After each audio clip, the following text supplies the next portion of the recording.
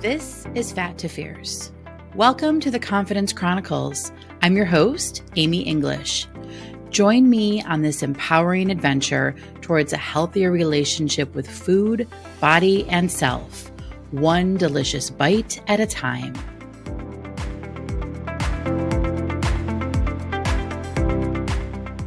Welcome to episode 19 of the Confidence Chronicles. We are almost at 20 episodes on this podcast, and I'm very excited about this because I had this microphone sitting in my office desk for years. So I'm very excited and proud to be at almost 20 episodes. All right, I hope you are having a great week so far, and I hope you're ready to dive in. Today, we are talking about the difference between physical hunger and emotional hunger. So if you are someone who wants to overcome emotional eating, wants to stop that habit with food, that sneaky little habit that keeps resurfacing, if you want to change that, grab a pen and paper. You may want to take some notes. You can always, listen to this as many times as you want. And hey, listen, be sure to subscribe to this podcast so that you get notified every time a new episode drops, usually Thursday mornings. All right, let's start. So we all know the growl in our stomachs. That's physical hunger, your body's way of saying it needs fuel. Physical hunger usually builds gradually. It's often accompanied by low energy, slight irritability, maybe a bit of a headache. And if we wait too long, or I should say, if I wait too long, it can turn to hangry. You know that feeling when you're just like super irritable and hungry, and I always say I'm about to eat my hand, just give me some food, anything. Yeah, not a fun feeling. Then there's emotional hunger. And emotional hunger is a sneaky little culprit that strikes unexpectedly. Have you ever devoured a bag of chips while feeling stressed, only to regret it minutes later? Or went back for a third helping just because the food tasted so good, but then felt uncomfortably stuffed the rest of the evening? Yeah, hi, I've been there too. This is the confusing dance between emotional and physical hunger. Two signals our bodies send, often with wildly different intentions. Eating emotionally is a way to satisfy emotional hunger. Many people, like myself and the folks I work with in my private coaching practice, they know they eat emotionally, but they don't know how to stop. They don't know where to begin, or they may not know that stopping this habit is even an option. They often think emotional eating is part of who they are and what they have to live with. That was me. I honestly thought that my habit of stress eating was something I was going to have to figure out a way to work around for the rest of my life. Now, it often seems that the only option is to give in when the food voices start calling, or try to fight them by ignoring them or pushing them away. We all know neither of those options work, not long term. In fact, they often make it more challenging. Listen, if any of this sounds familiar, you are not alone. And this is why knowing the difference between your emotional hunger and physical hunger will be really helpful. And honestly, just realizing there is a difference between emotional hunger and physical hunger is a transformation. It's a game changer. And that's because listening to your body, knowing the difference between emotional hunger and physical hunger, and responding accordingly is how you take back your power from food and end emotional eating. So emotional hunger is often triggered by feelings like stress, boredom, sadness.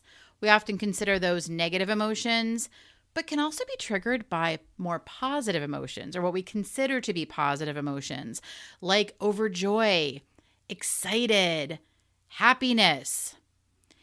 It's really important to remember that the link between any of these emotions and food or eating has probably been around for a while and reinforced over time. That link gets strengthened over time, especially when we don't know that there's anything we can do about it. We're kind of just repeating the same pattern over and over and over again, which just strengthens and reinforces the link, okay? And that is okay, because habits that have been formed over the years can be broken. Ask anyone who's given up smoking, alcohol, drugs, shopping, gambling. Honestly, emotional eating is no different. And you're talking to, or I should say you're listening to, a former smoker here. I quit smoking in 2006. It was one of the most difficult things I have done, along with overcoming emotional eating. And I will often share that emotional eating has its own specific challenges. Listen, changing any habit is difficult, okay? I will never say that any of them are easy. But emotional eating has its own specific challenge because let me paint this picture. So when I quit smoking in 2006, I had to make sure that there were no cigarettes around, especially in my car, right? Because that was always the place where I would smoke most often, especially when a good song came on the radio. Like, what is the link between a good song and lighting up a cigarette? I still to this day don't know, but I haven't smoked in a long time. My point, I had to make sure that there were no cigarettes in the car so that I wouldn't smoke, okay? Make sure there were no cigarettes in my house. I make sure I did not have access to cigarettes when I was giving up that habit, right? We can't do that when it comes to food because we literally need food to survive. So that's what I mean by emotional eating can be just a little tricky because we can't get rid of food, okay? So I'll never suggest that it will be easy to end emotional eating, but it is definitely doable. I did it, and I have helped dozens of women do this as well. Okay, back to emotional hunger, describing it. The cravings are specific. Think about comfort foods like ice cream or chips, maybe pizza, cheeseburgers, French fries, right? There's a very specific type of food you tend to crave when it comes to emotional hunger. And it kind of becomes a bottomless pit.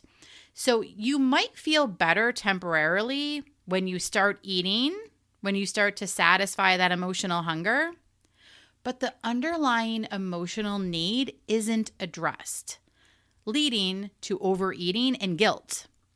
And that guilt keeps the negative thoughts flowing, which leads to more negative feelings and more emotional eating. It's this never-ending cycle. So, how do we decipher these messages and fuel our bodies wisely? Let's dive in. We're going to describe the difference between physical hunger and emotional hunger. We're going to start with physical hunger, okay? So physical hunger is your body's way of politely reminding you, hey, I need to fuel to keep this whole operation running. As mentioned, the symptoms are often gradual. You might feel a rumbling in your stomach. There's a slight lightheadedness, maybe even a touch of grumpiness. Not hangry, but just a touch of kind of starting to get there, right? Or maybe you get a headache. You know, every body is different. This is why it's really important to recognize what physical hunger feels like in your body specifically. These clues urge you to nourish your body with balanced, delicious food. I think it's helpful to think of physical hunger as your internal fuel gauge, ticking steadily towards empty when it's time to eat something. And then when you are eating, it's moving towards full, okay? Emotional hunger, on the other hand, it's more like a flashing neon sign screaming, "Distract me now!" And it's triggered by those emotions mentioned earlier: stress, boredom, loneliness. Could be overwhelm. It could be anxiety. It could be more positive emotions like excited, overjoyed. It's pushing you towards quick comfort foods, which are often sugary or fatty. You might feel an intense craving hit and a sudden urgency to eat, and a fleeting satisfaction followed by guilt or regret. This is like your emotional fire alarm, blaring for an attention-grabbing snack, not for real fuel. So how do you know which hunger you're experiencing? Here are some clues to help. First is timing. As mentioned, physical hunger builds gradually. It's usually every few hours. Again, everybody's different, so your specific timing might be different than mine. Mine is usually every 2 to 3 hours. I start to notice the physical hunger cues building. Emotional hunger, on the other hand, typically hits suddenly and often in response to a specific emotion or feeling. Okay, so that's timing is the first clue. Another clue is the cravings themselves. Physical hunger will allow for a variety of foods, where emotional hunger usually craves a specific type of food, a specific comfort food. Mine was always chocolate or frosting. Now, another clue is the feeling afterwards. So what I mean by this is eating based on physical hunger leads to feeling satisfied. Physical hunger is satisfied by nourishing food, leaving you feeling full and content, satisfied. Emotional hunger keeps you wanting more, even after feeling stuffed. Now, the key difference, in my opinion, I like to think of it this way. Physical hunger comes from the body. Emotional hunger comes from my mind. It's almost always a voice telling me to eat for whatever reason. Those are the food voices, and they can be strong. The food voices say things like this: "You worked hard today. You should get a cookie. Hand over the chocolate and nobody gets hurt. This day went sideways. Ice cream sounds good." I used to always stop at the grocery store on my way home from work. This is back in the day when I worked in corporate. I would stop at the grocery store and beeline it right for the bakery and usually get a cake with buttercream icing and chocolate chip cookies, because then I would take the chocolate chip cookie and scrape it along the side of the cake to get the frosting. Yes, I'm fully admitting this on my podcast. That was one of my go-tos. Those food voices are what directed me to take that action. Okay, but once you know the difference between your physical hunger and emotional hunger, you can recognize these voices for what they are. Number one, their thoughts. And number two, their response to emotions. That awareness right there is what puts you in the driver's seat. So the next time you notice the food voices, or the next time you feel the strong urge to snack on something, take a breath and check in with yourself. What are you feeling in the moment? What are you thinking? Are you physically hungry or emotionally hungry? Is it the food voices that are calling, that are screaming? Just notice. So here are some strategies to play with while you're unraveling and understanding the difference between physical hunger and emotional hunger, okay? This is where mindful eating is going to come into play. So you want to practice this. When you do eat, slow down. Savor your food. Use all your senses. Notice how the food looks, how it smells, how it tastes. Pay attention to your body's signals before you eat, while you eat, after you eat. Stop when you're comfortably satisfied as opposed to fully stuffed. Right? I often call that like the Thanksgiving full. We don't want to go there. It doesn't feel good. Stop when you're satisfied. So when you're done eating, you could still maybe go for a light walk, or you're not feeling exhausted and overstuffed. Okay. Another strategy to play with is identifying your triggers. So what causes you to eat emotionally? What are the triggers? What feelings specifically? Is it stress, boredom, loneliness? Keep a journal to track your mood and eating habits. This can be really eye-opening. And I created a free guide on how to identify emotional eating triggers. You can get a copy on my website. So head over to amyenglishcc.com to get the free guide, because identifying your triggers, this helps you become your own private investigator, okay? Which is key to understanding your patterns. So by tracking the moods and eating habits, you will raise awareness on the patterns, and that awareness is how the patterns change. In all honesty, you've got to be onto yourself, but with compassion and curiosity. That's the difference. This is a time for your inner ally, not your inner critic. And I will encourage you to listen to episode 18 if you missed it, just to understand more about your inner ally and your inner critic, okay? Self-criticism, self-judgment is not going to be helpful here. So we really want to pay attention to what we're saying to ourselves as we're practicing any of this stuff, okay? Okay, so another strategy to play with is this. When a trigger does hit, okay, you can practice pausing and check in. Again, ask the question, are you truly hungry? Or is there an underlying emotion you're trying to soothe? Once you're onto yourself and your patterns, you'll be able to choose. Then you can focus on developing healthier coping mechanisms instead of eating. And some healthier coping mechanisms might be journaling. It could be going for a walk or doing some exercise, taking a few deep breaths, meditating, connecting with a loved one. Okay. And again, this is where prioritizing self-care is going to come in handy. Practicing activities that bring you joy, that feel like joy, because a well-nourished mind makes food choices from a calmer space.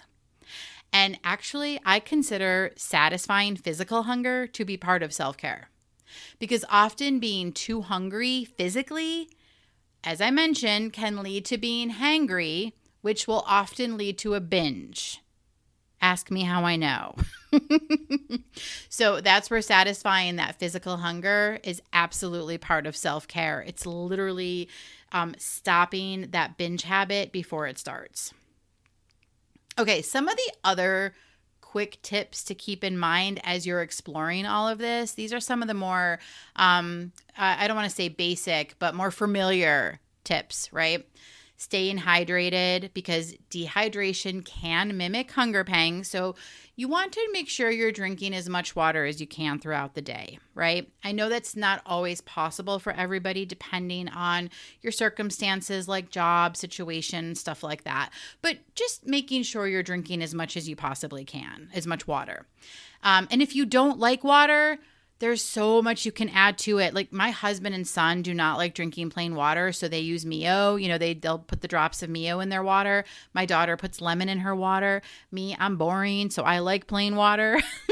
But if you don't, there's plenty of things to choose from to make it, you know, better for you. Another tip that can be helpful is planning, okay?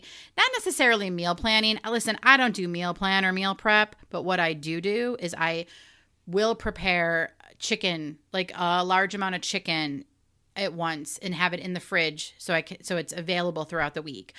Or I'll prepare ground turkey and just have it in the fridge so it's ready for me. I will often, you know, clean and cut up my veggies all at once, like when we get groceries each week, and keep them cut up in the fridge just so that they're easier to grab. I am not one for meal prep. Like that to me is obnoxious. That's just my opinion. I don't like doing it. So I find other ways to make it easier for myself, like some of the examples I just shared. Do what works for you. If you're someone who loves meal prepping, then go nuts. Have fun with it. But even having a menu plan for your week or for a few days at a time or whatever, this helps avoid those unhealthy choices when hunger strikes. Having some things that are readily available, even if it's a protein bar, even if it's a cheese stick, whatever, just having some sort of a plan for whatever works for you. And the other quick tip, which is one that I struggle with, if I'm being honest, and that is to get enough sleep. Because when you're well rested, you're less likely to make impulsive food choices. I struggle with staying up too late, and that's something that I'm continuously working on with myself. But I know that it is absolutely helpful to get enough sleep when you can. Again, everybody's circumstances and situations are different. If I have noticed that perimenopause, makes sleep a little bit more challenging. Anyway, okay. So those are just some other more familiar tips you may have heard before that can help, as you're exploring all of this. So, overcoming emotional eating is about more than just food. It's about nurturing your mind and body as a whole. By understanding your hunger cues, your physical hunger cues, and your emotional hunger cues, developing healthier coping mechanisms, and practicing self-care, whatever that looks like for you, you can break free from emotional eating and build a balanced, sustainable relationship with food. Remember, understanding the difference between emotional hunger and physical hunger is a journey, not a destination. This takes time in practice and patience. There will be moments of confusion, especially as you start listening to your body, especially if you haven't ever listened to your body before. But each mindful choice you make, so each conscious choice you make, is a step towards a healthier relationship with food and with yourself. So, listen to your body, tune into your emotions, and fuel your journey with nourishing choices, both on your plate and in your life. And most importantly, be kind to yourself. Progress takes time. Celebrate your successes, even the awareness, even listening to this episode. Celebrate this. And don't beat yourself up for setbacks. They happen. It's part of the journey. All right. Thank you for listening, and thank you for joining me on this journey. As I mentioned, be sure to subscribe. And as always, have a great week. Are you ready to take control of your eating, embrace your body, and boost your confidence? Then let's get fierce. Start your Fat to Fierce journey today. Go to amyenglishcc.com for more resources and to book your discovery call.